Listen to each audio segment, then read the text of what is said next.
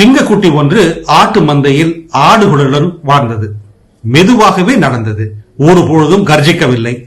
ஆடுகள் எல்லாம் நீயும் எங்களில் ஒருவன் என்றன. நாட்கள் கடந்தன. அந்த சிங்கம் தனக்குள்ளாகவே ஒரு மாற்றத்தை உணர்ந்தது. ஒரு வேட்கை. ஆனால் அது அந்த வேட்கையை தனித்து போட்டது. அது வித்தியாசமாக இருக்க விரும்பவே இல்லை. ஒரு நாள் சிங்கம் ஒன்று திடீரென வந்தது. வலிமை, சீற்றம், பெருமிதம் எல்லாம் அதற்கு இருந்தது. ஆடுகள் ஓடிவிட்டன.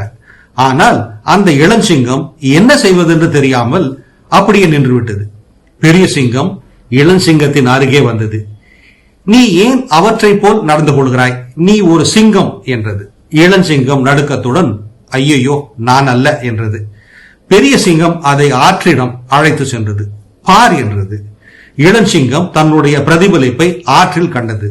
ஆடு அல்ல, ஆனால் ராஜா. அந்த தருணத்தில் ஏதோ ஒன்று விழித்துக் கொண்டது, கர்ஜித்தது. அந்த பள்ளத்தாக்கே அதிர்ந்தது.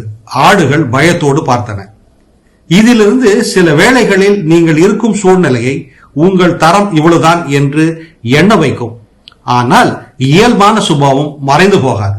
நீங்கள் யார் என்று தீர்மானிக்கும் தருணம் வரும் வரை அது காத்திருக்கும். விழிப்படையுங்கள், கர்ஜியுங்கள். சூழ்நிலையால் உங்க சுய இயல்பை இழந்து போகாதிருங்கள் என்பதை விளக்க ரமேஷ்குமார் இந்த கதையை கூறுகிறார். இது போன்ற சிந்தனைகளை தவறவிடாதிருக்க தமிழ் பூமர் அபிஷியல் சேனலை சப்ஸ்கிரைப் செய்யுங்கள்.